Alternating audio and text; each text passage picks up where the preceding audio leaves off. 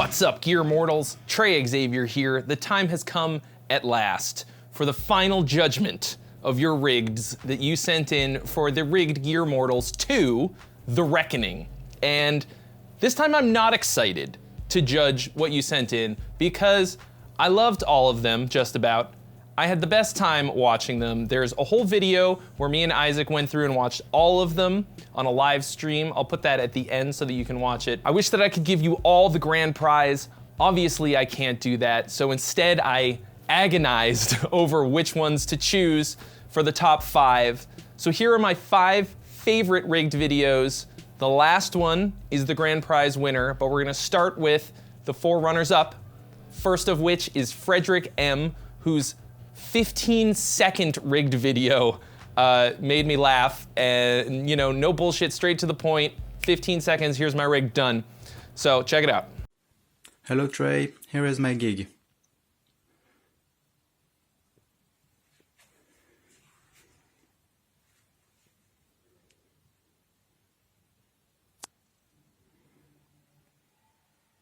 Thank you, Fredrik M, for making that extremely painless and fun to watch. Next up is Terrance from Pariah vs. Gear. Just seemed like he was having a great time, played some Dream Theater. It was just fun to watch, so check it out. What's going on, ladies and gentlemen? I'm Terrance of Pariah vs. Gear. This is my rig, and you're hopefully geeking out to this on Gear Gods. So yeah, guys, this is the rig that I decided to go with today. This is what I would consider my most unique rig, which is a Mission KM212P, along with an Armored Amplification Sentinel 120 and my Zen Evolution 8-string. I chose because, like I said, it's unique and it's flames. Yeah, bad dad joke. But you see, pretty nice flame maple covering for this amp, and I chose a flame maple top for this guitar.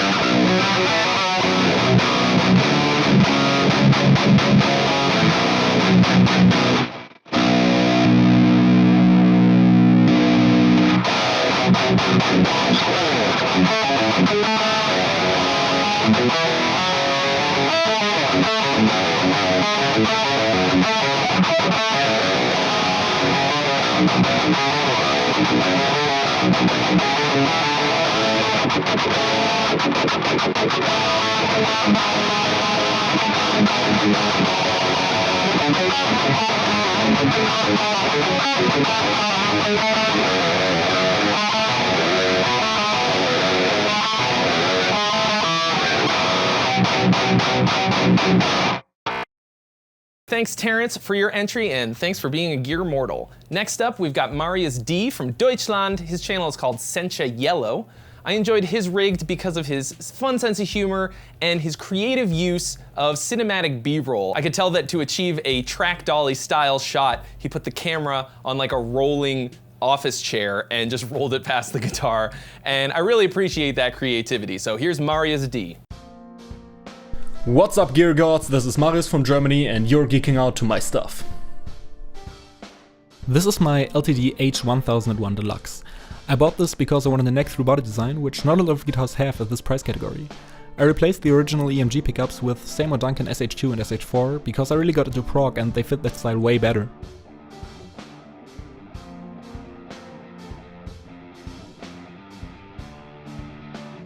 This is my other guitar, the first guitar I ever bought. It's a Westone and I had my roommate paint over the body. It turned out really gorgeous, so it's still up on my wall.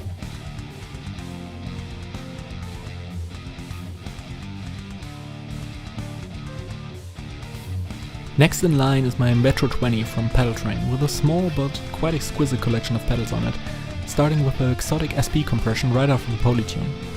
This one is signed by Tosin Abasi because I'm a huge fanboy and I use this mostly in front of my clean amp to excite the signal and give it some color.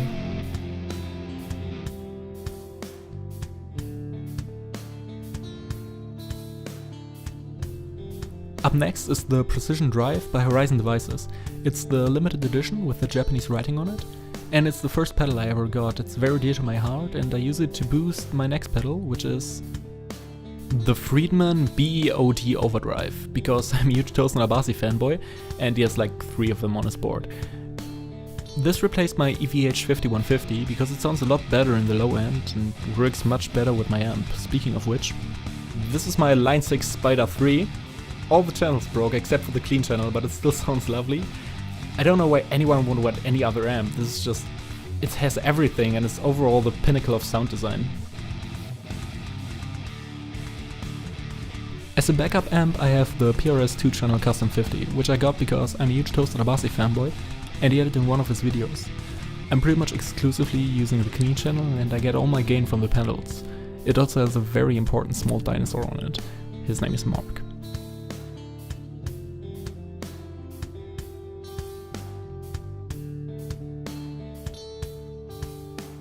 Last but not least, my prints of Sarah Longfield paintings, which I very much consider part of my rig because they give me all the inspiration that I could ever ask for. Thanks again to Sarah for figuring out how to get them to Germany.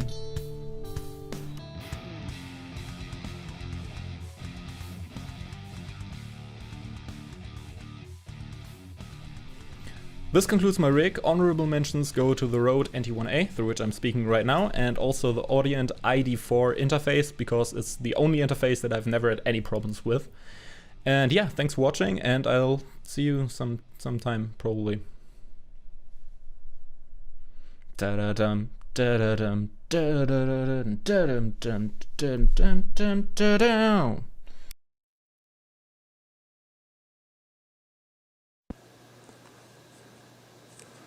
And yes, this was actually in my script for this video. So, yeah. All right, Marius, thank you for your entry, and thank you, as always, for being a Gear Mortal. Up next, for the second year in a row, Undergunned Productions. Jeremiah, wow, how could you not enjoy watching this dude? The best attitude, awesome voice. Just something about his voice gets me stoked and gets me pumped to be alive. And the stuff that he had to say in this video about just going for it, you know, no matter what, it just resonates with me on such a strong level. And his new spot looks amazing. I am legitimately extremely jealous. My studio is nowhere near as cool as that. So check it out, Jeremiah and Undergunned Productions.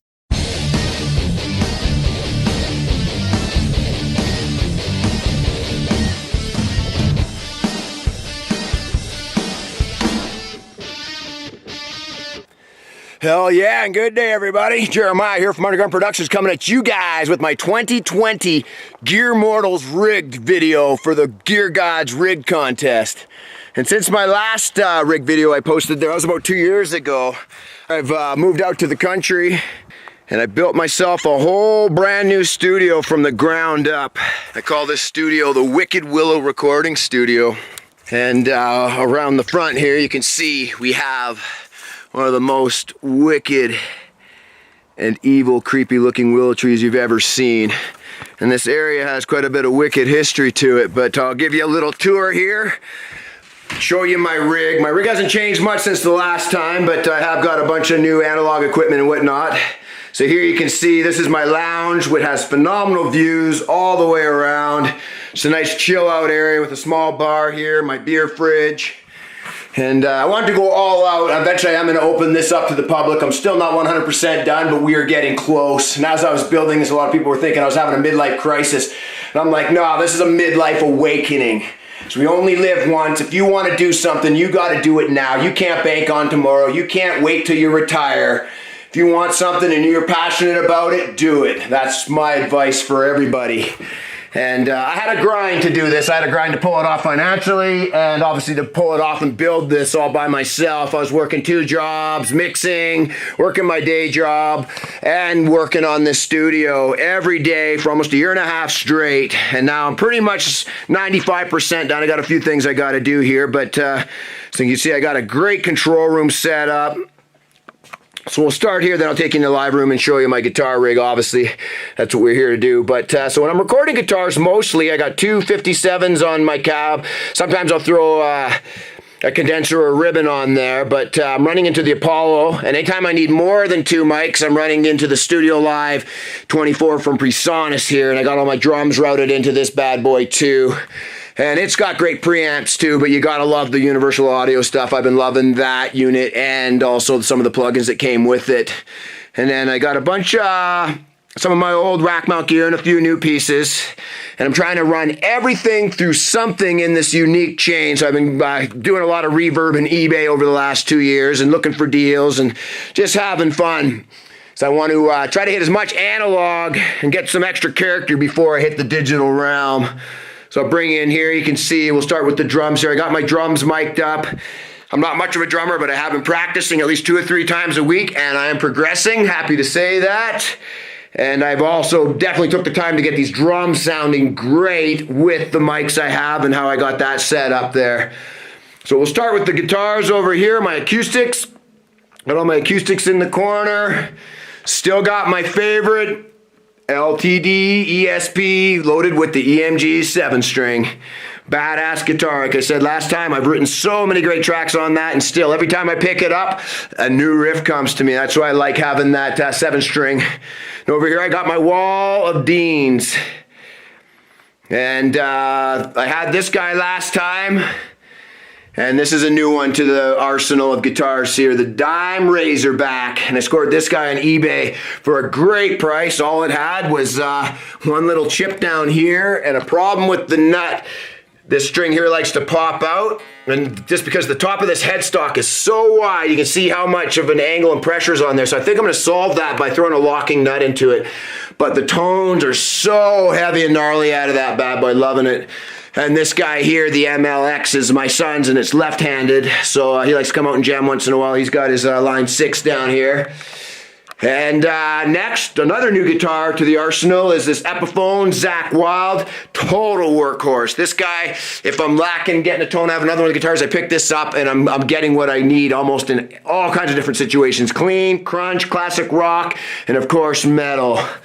And that's a great guitar I scored from a buddy of mine recently also, that I've been loving. And then here I got my old Telly still, and I've recently given this guy a little love and attention. I put all new tuners on her, new bridge pickup, new saddles, and new wiring harness in there, and she is sounding great. The action still needs a little bit of love. The neck's got a little weird warp in it. You can see the low E string here is wanting to ride almost off the fretboard. So it's she's got issues, but that's 1973, older than me.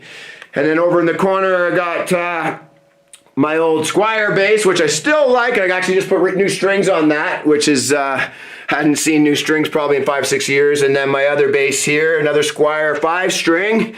And the Marshall JCM 800, still my main amp, my main rig, and my pedal board. Almost identical the last time, other than the fact I've added this saturator. Joe Satriani's signature pedal, which I love. That thing is great. I put the clean channel on the Marshall and cranked the gain on that, and it's like having a whole new amp head. Just amazing. I scored that off of Reverb for 75 bucks. So I love looking for deals, right? Like if you want to have a lot of gear, you can't be buying everything brand new. And yeah, so there's my 2020 rigged tour. Like I said, my guitar rig is growing a little bit. Loving the new studio here, the Wicked Willow recording studio. I've been mixing my ass off, recording, writing, still doing all the things I love to do. Even though the world's kind of taking a crazy turn, I'm just making the best of it because we can't stop rocking. We can't stop being who we are. We just have to keep on keeping on and rock on. And I'm super stoked to see your guys' videos. I totally had a blast with the last Gear Mortals rig contest we had. Trey, you rock, man. Your new band, I was blown away, man. I had no idea you could sing. When I heard that track there, I was like, wow, fucking A, man. So everybody, keep it up, man. Keep dialing in those tones. Keep writing, keep rocking. And until next time, rock on.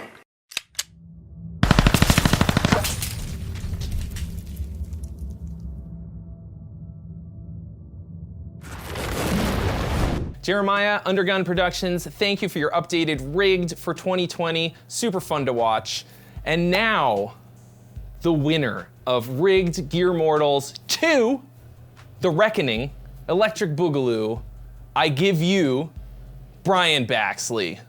Yeah.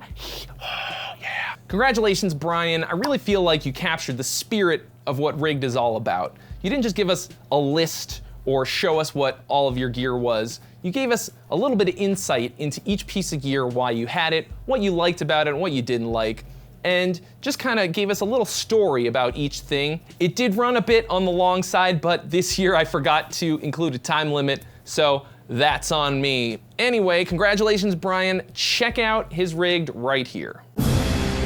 Hello, ladies and gentlemen of the YouTube. I'm Brian Baxley, and I am a Gear Mortal, and I'm so excited. My first home studio tour ever. 2020 for the Gear Gods. Alrighty, Trey, I'm gonna show you my junk. Let's start with the bread and butter. This is the love of my life, the Eddie Van Halen 5153. This is the most insanely beastly amp that I've ever come across. This is my Desert Island amp. This is the amp that I can get the sound of my soul out of. The sheer amount of high gain that can be accomplished with this amp makes me ponder the ontological and existential arguments of chug life. I've also fallen in love with the Orange Rocker 15. This is how I get my tubey doomy / stoner metal frills and thrills. What a superb medium game amp with that very distinct British booty sound that is orange. The 5153 is so tight and organic sounding to me that I want to mix it with a grungy, loosey, classic Sabbath type British sound of an orange amp. The sound of these two amps in stereo is so full and magical. I can't believe what I've been missing out on all these years. When jamming, it feels now more like I am playing what a post-production album is. Also with the orange amp, the reason I use the EVH extension cab is the orange cabs are all vintage 30s, and I'm tired of vintage 30s. These EVH cabs are loaded with Celestion G12M speakers. These speakers are more enjoyable to me now after years and years and years and years of using vintage 30s. I am using the Shure Beta 57A and the Sennheiser E609 for miking up my cabs.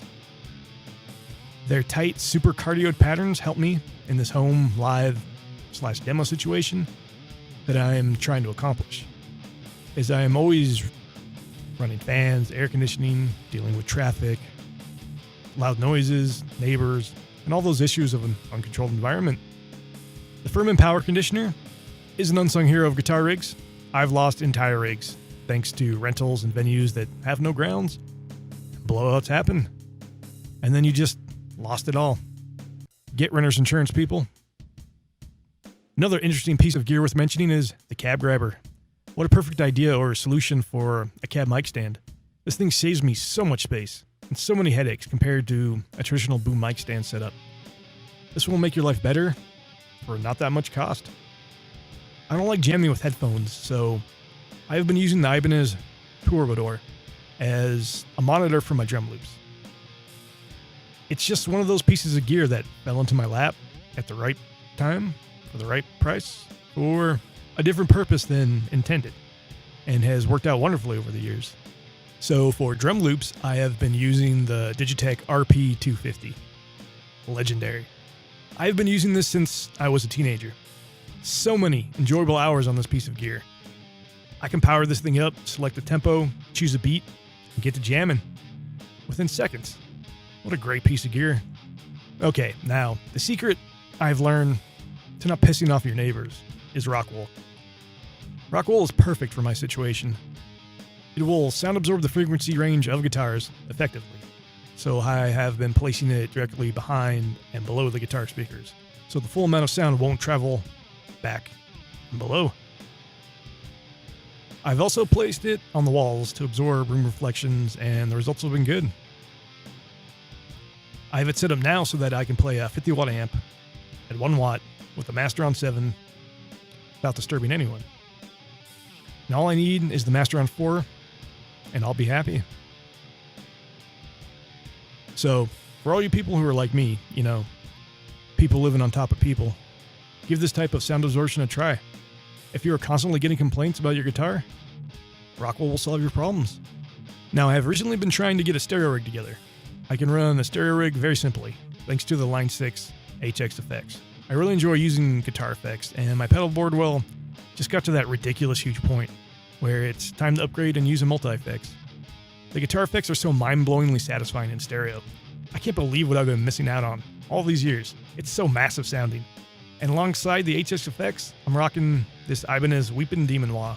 It's built like a tank, and it's so adjustable, customizable that I can dial it in to sound like all of my favorite wah pedals. It's my perfect wah pedal. Now, my current lineup of guitars are all ESP LTD guitars with Evertune bridges. I just feel like I fit the demographic of who they had in mind when they designed them. They're absolute joys to play, and they are definitely spec'd out for us chug monkeys. The oldest ESP I own is my MH1000 ET. This is my desert island guitar. 25.5-inch scale, EMG loaded, 81 and 60 set, Evertune bridge. This guitar loves to be in drop C sharp. With 11 to 56 string gauges, using an 88 gauge pick, perfect action, string tension, and stability. This guitar is aging lovely. I have put some serious hours on this guitar. I'm still experimenting with my other guitars. They sound great. It's just, I'm looking for that perfect setup that I have with my MH1000 ET. I am just putting together my stereo setup right now. So I am using this Behringer USB mixer to record the 5153 and the Orange Rocker 15. I got the Orange Rocker 15 with the 57A in the sweet spot, hard pan left. Then I got the EVH 5153 with the Sennheiser 609 dead center, hard pan right. The Digitech drums are here on the 3/4 input and blended in. I prefer this setup to an audio interface as once I get everything mixed where I like it, it's a set it and forget it type thing. This way I can open up Audacity, hit record, and boom, there's my stereo audio file for my videos. I feel like if I use a 4-channel input audio interface, I'll have to constantly mess with gain staging and have to use a fancy DAW so I can record all 4 inputs at once. Have to make templates for that. Just seems like too much hassle. If I'm wrong, please let me know. I'm trying to get things set up efficiently so I can come home from work, power everything on, turn on the camera, and just get to jamming, having fun, getting things done, not waste half my night turning knobs and whatnot. I'm still getting used to and finding that confidence into our comfort zone of talking into and performing with cameras and microphones again. I haven't done this kind of thing daily since my AV classes in high school. So I got this here DBX 286S vocal processor, and I'm using a Behringer XM85 mic along with it into a Behringer UMC22 for a super cheap and simple setup. Oh yeah, and last but not least, no home studio should be without one. The casting couch. I mean, come on. Look at all these lovely stains. From bong water, alcoholic beverages, and all those fun sexy time juices. Who wouldn't want to come over and relax on that thing? Okie dokie. That is about the gist of how and what I'm trying to accomplish with my home studio. Let me know if I'm doing things wrong and efficient and whatnot and all that fun stuff. Thanks for watching. Toodles. Thank you all so much for watching, and a huge thanks to everyone who submitted a rigged video. There were so many of you, and I really, really appreciate the time and effort that you put into these videos. It was such a good time and so much fun watching them. I really did have a terrible time choosing the winners from so many great entries, but we're gonna do it again at some point, probably next year. So make sure that if you haven't already, that you mash that subscribe button, you smack the bell to join the notification squad. Drop me a like and leave a comment in the comments section, and I'll see you real soon.